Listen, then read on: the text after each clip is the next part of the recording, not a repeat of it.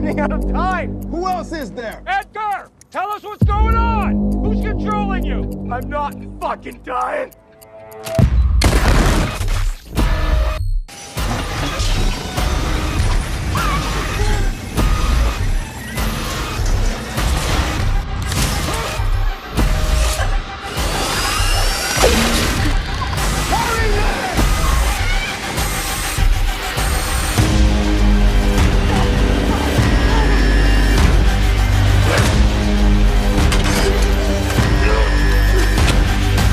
Here's your key to freedom.